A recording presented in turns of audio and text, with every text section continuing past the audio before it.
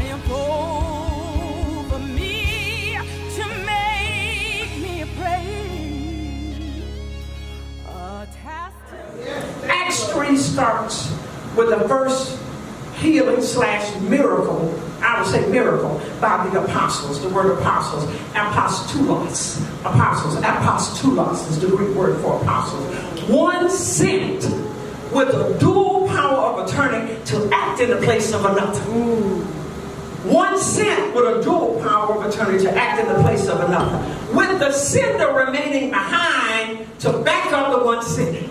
I love that. Not just apostles by title, but one that was sent by God, and he's sitting in heavenly places next to God Almighty and saying, I'm backing anything they say. They say miracles will happen. Yes, Lord God. He's backing them. I'm not referring to people that took a title and poured all on themselves, but the ones that were sent by God, that thumb, that will work with that prophet, work with that evangelist, work with that pastor, work with that teacher, that thumb in the body of Christ. He said some apostles, some prophets, some teachers, and rest the working of miracles. He's still working miracles. Why are we leaving that out of the equation? I know. I'm alarmed at how many people will believe a doctor over Jesus. As if his name is God and his name is Jesus. Instead of believing that Jehovah has the final say. It shall be according to his word. I became a stalker, and I love my niece Destiny. Every time she came back and said, the doctor said, I told her what Dr. Jesus said. A great physician. Every time she said, the doctor said, I knew sometimes she walked away saying, my God, I wish she'd gone away with that prophecy. Until the last time I said, look, climb on my back and ride on my face. Because my faith says, I see a little journey. God was talking about you. There was a destiny. And then when she had a little destiny, I saw that little boy, Jonah, one day at Globalized Society, standing over in the corner of the gym. They were teaching a class. And I kept seeing this little boy say, don't forget about me. Don't forget about me. I was so excited I couldn't wait until she finished the class. I said, guess what I saw? And I was so elated, she saw the same thing. That little boy said, they may be so happy over this little girl, they forget that my word came first. Y'all talking about me before I talked about her. And she's carrying little Jonah.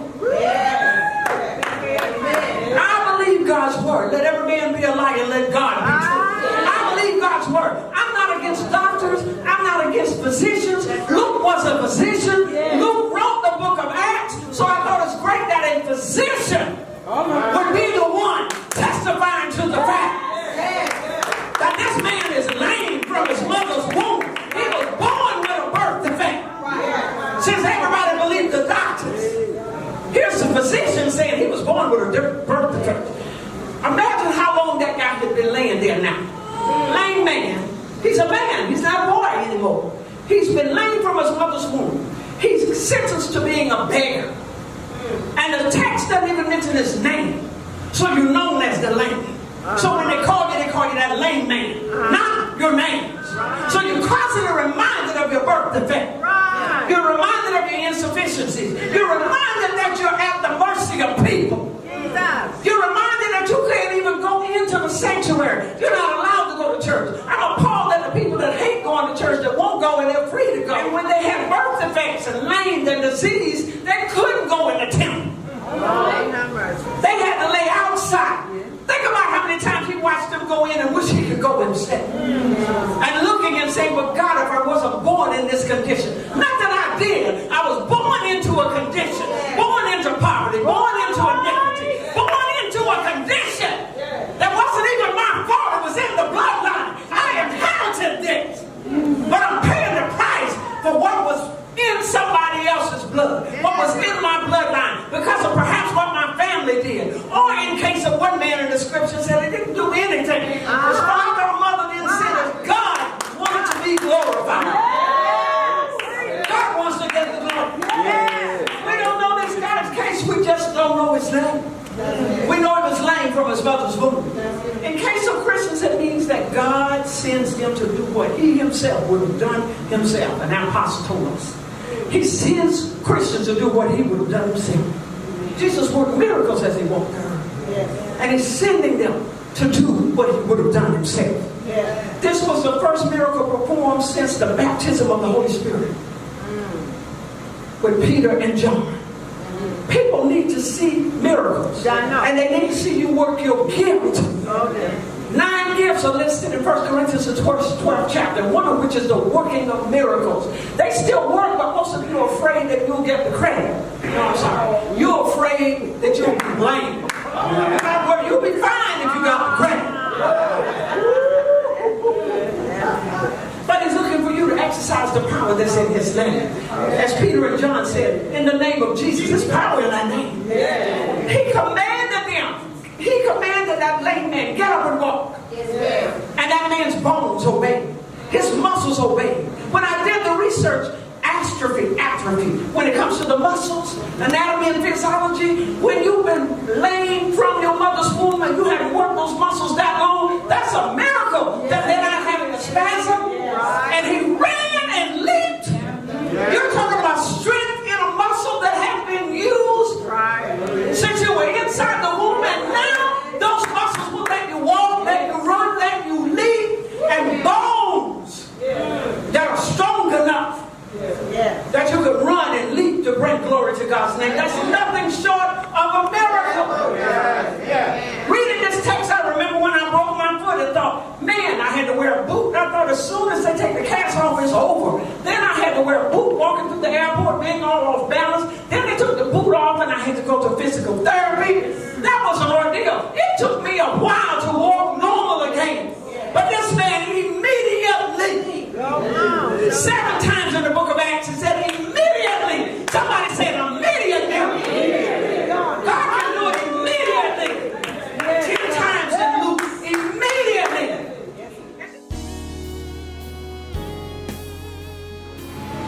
I sense a love unlike any other love. I sense a love. Love him, love her. But there's a love that doesn't necessarily always come out in the right words, with the right explanation, but you love him. It won't take much for you to just cry over thinking about him.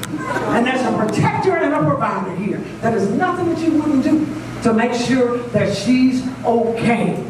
But you're in right standing with the Lord. I felt a hand come up from your head, and as if he was the puppet master, and he was pulling the strings. You were in right standing. Every time you would try to make a move to step this way, he would step you right back. Every time you would move for another door, he would close that door. He held you for such a time as this. Because of the generational blessings, the generational promises, you're experiencing the eating of your promises that God promised you when you were carrying those children in your womb. You're about to eat a harvest. Over and over and over again, a harvest for your husband. Look and say, my God, what you believed him for, and I can see when your husband's out of the country, but you believe in God for these sons and what God will do. God's going to make sure that you get the promise of that. That's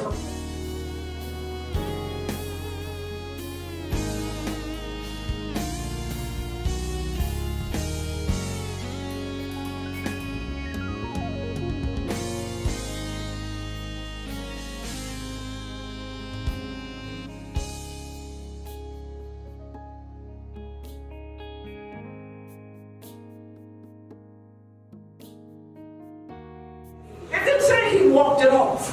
Then he had a spasm and he fell down. And somebody had to give him some crutches.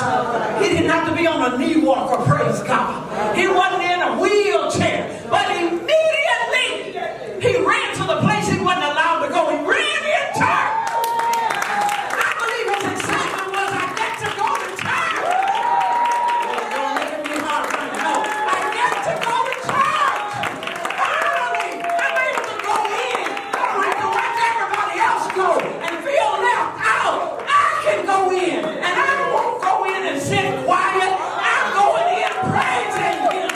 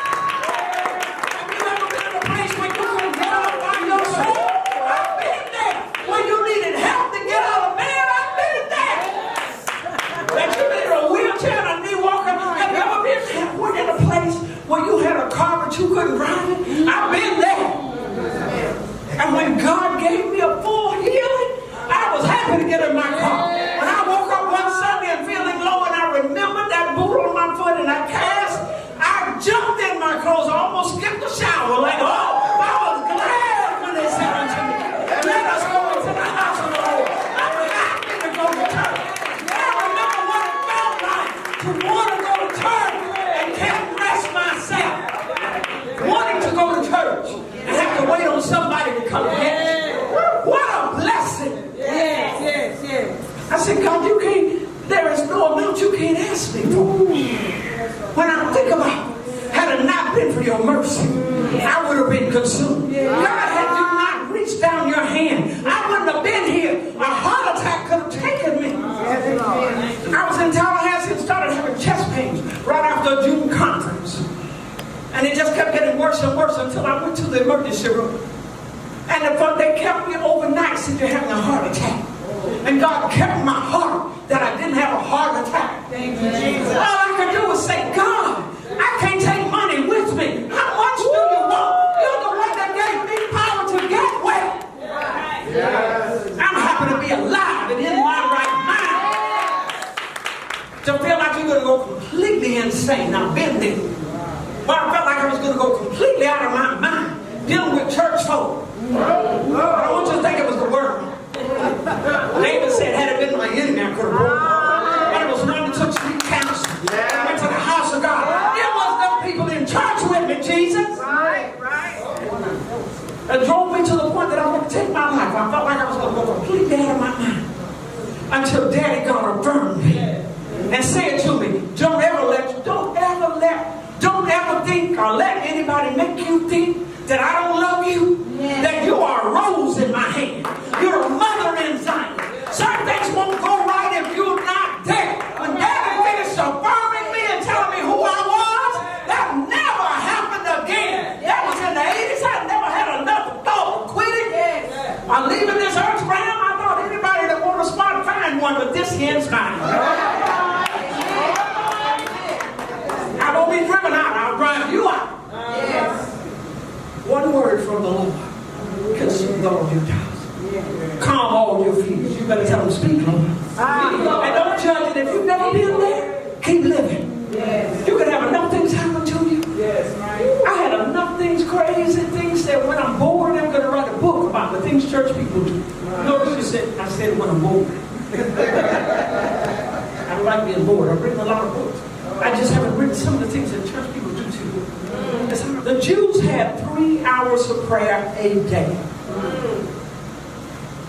Too many of church people, you can't get them to show up 30 minutes. They have prayer once a week. Can we tell the truth? Once a week they're going to be late because they're hoping it'll be halfway over. And if they show up while it's still going on, they're either chatting or they're on their phone or they have a continuous bathroom break like there's a kidney problem. You can't hold their attention because they don't want to talk to the King of Kings, the Lord of Lords. They don't want to have a conversation with Adonai, Lord and Master. He doesn't mean enough to them. I'm appalled that preachers that don't talk to Jesus don't want to speak for him. Don't have a prayer life where your life should be a continuous prayer. In and out of prayer, in and out of praying. That if somebody asks you to pray, you just finish the sentence that you already started. That's what I'm saying there. Jesus, you remember. He will have you on the same frequency talking about what's on his mind. Intercessors. I don't believe in intercessors asking me what I want to pray. If you're a true intercessor, you're on the same frequency, and he already told you what to pray. By the time I tell you what I need, that time is past.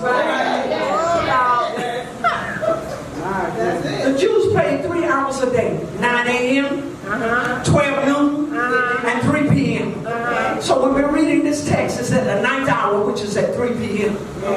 3 set times, 3 times of corporate prayer. Now, I didn't say how many times they were praying throughout the day in their mind as they were walking along. But times that they met and prayed together as a congregation. There's power in prayer. The year that I prayed for a miracle in my own life, my congregation didn't know that I had cancer. Dr. Bites knew because I called him. I called a few people. My children knew because I carried them in my womb, and I knew they wanted me to live. And because they wanted me to live, they were going to go back from it. I told a few people that I knew they were giving no rest. So I would stay in the earth realm. I didn't tell the whole congregation because I'm not stupid enough to believe that everybody in church wanted to live.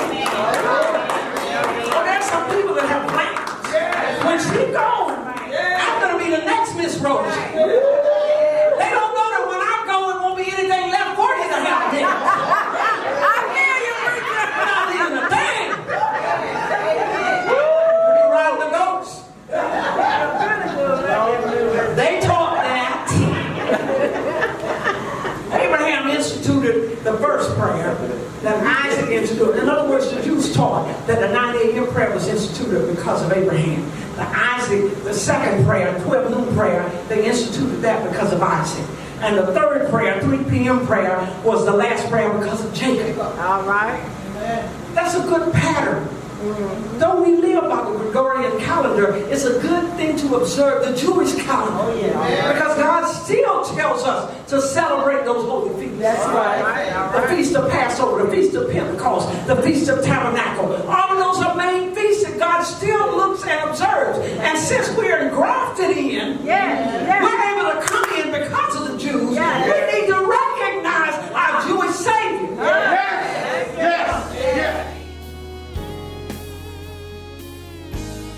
I feel the veil of darkness rolling back. Where there have been dark clouds, I feel the veil of darkness rolling back. Where there have been cloudy days and cloudy nights, I sense the storm ending and I sense the sun shining. Where the enemy has gone and worked in overtime to shut down the mind, to attack you mentally, to attack your finances. I felt a time of resurrection. I feel a Lazarus experience where Jesus called Lazarus to come forward, where the enemy's trying to bury your dreams, bury your aspiration. I sense a time of new beginning and a relaunching. I sense a relaunching of the ministry, of the prophetic mantle. No longer will it be sweat, and no longer will it be the toiling that's necessary to get it done, where the enemy will try to make you feel that I need to throw in the towel. What is the point of this? Regardless of how hard I work, I feel as if I'm being overwhelmed, and the stress that's been upon these shoulders, I thank you for a divine release.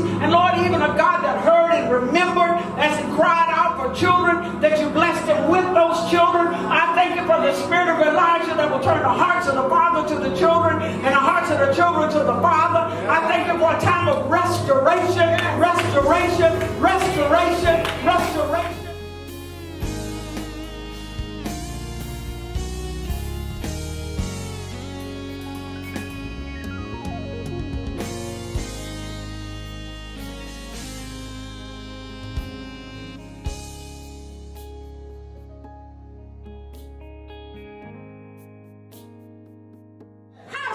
To us today. In the revelation of St. John, Prophet John saw a vision. Love this. In chapter 5, verse 8 of Revelation, the prayers of the saints were collected in a golden bowl. Your prayers matter. If he holds up the bowl, then you have anything in it. The prayers of the saints were collected in a golden bowl. Gold is God's divine nature. So it was held in a golden bowl. And the 4 living creatures and the 24 elders worshiped before the Lamb of God. But the prayers came up before him. That's what verse says. You need to have something that comes up before God. And he says, I heard your prayer. And I sent an answer. He told Daniel, the first day you prayed, your answer left heaven. But there was warfare. And the prince of Persia withstood Gabriel. But Gabriel, who understood rank, called for Michael, the warring angel, that helped him fight his way through. All that the church understood rank. Oh my God. Just because you have anointed and haven't given doesn't mean you're over everything. Gabriel was God's messenger that stood next to God. Special assignment. But Gabriel understood that his assignment was not warfare. And he called for Michael. Why don't we respect each other's anointing and call for what's in him? I know. Call for what's in her. That I know that you're known for notable miracles. I was in a meeting of prophets, and there was a prophet that had stood up and said she needed a miracle, and I had one miracle after another. But there were 2 ambitious prophets that jumped up ahead of me when the overseer said, can someone come up and pray for her? And they jumped out and began to talk about something in the mind that was worth garbage. And by the time they finished, the whole time was consumed, and I thought, here God has anointed me. Not only to pray for miracles, signs, and wonders, he made me a miracle, and then the super on my natural, he agrees me that miracles happen. Through the working of miracles that he's given me as a gift. But because they were so ambitious and just taking up time and wanting to be seen, that this woman was robbed of a miracle. An apostle that I went back to my seat grieving, saying she would probably meet God ahead of time instead of going on time. Simply because the person over the meeting didn't take charge. and take authority. That's why certain things have to be shut down in church. I know that's right. Come on. Somebody's life is weighing in the balance while you feel like you need to bring out. You need somebody that's bold enough to say, no, the Lord is not saying that. Thank you. Yeah. Even Satan was wondering where you got that from.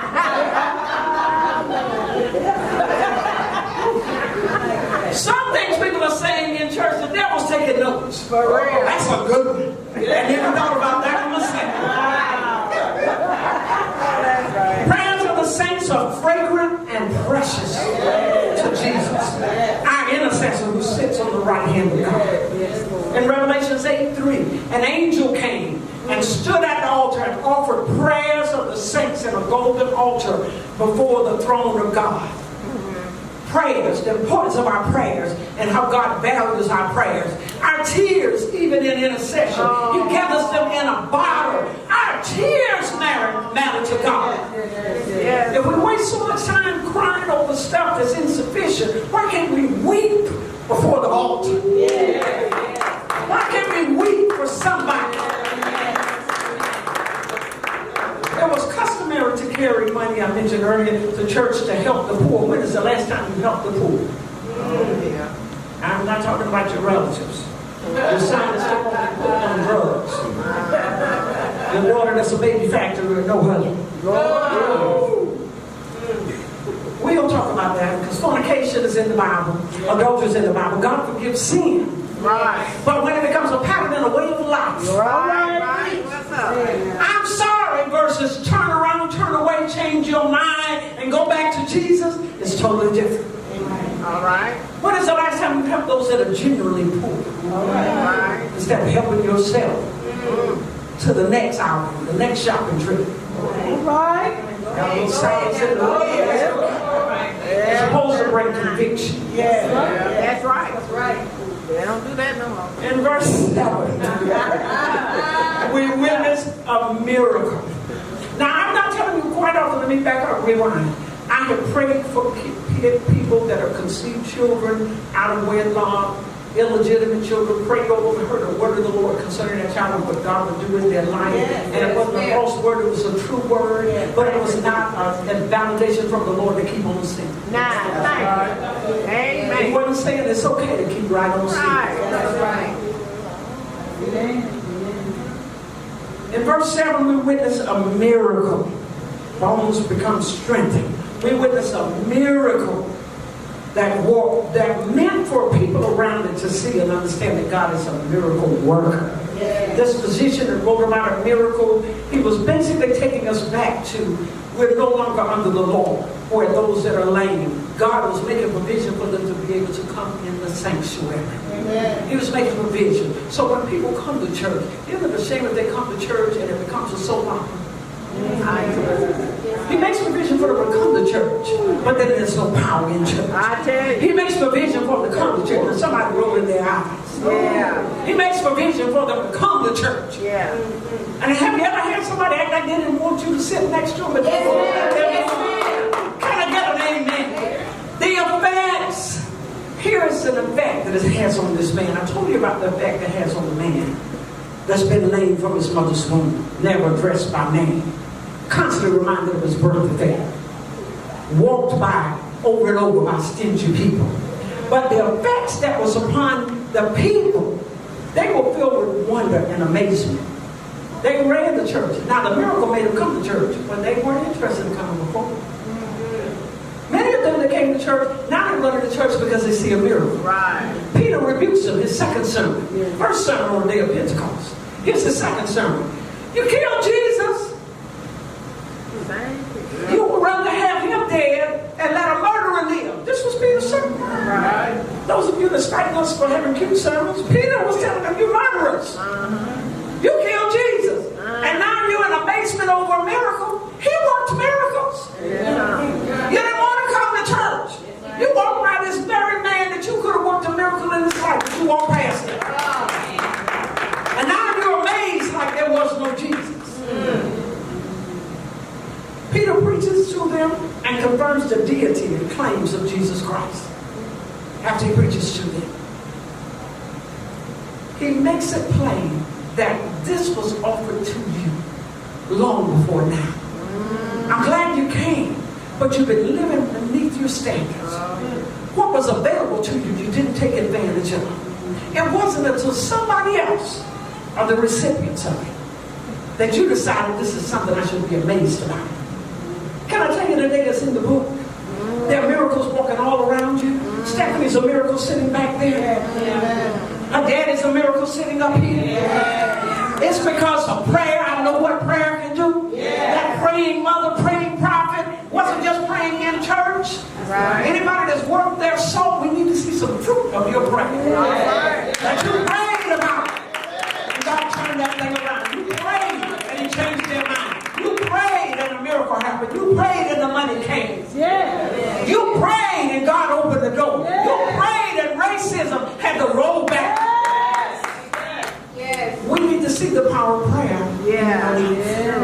True. When is the last time you worked those gifts? For real. Because people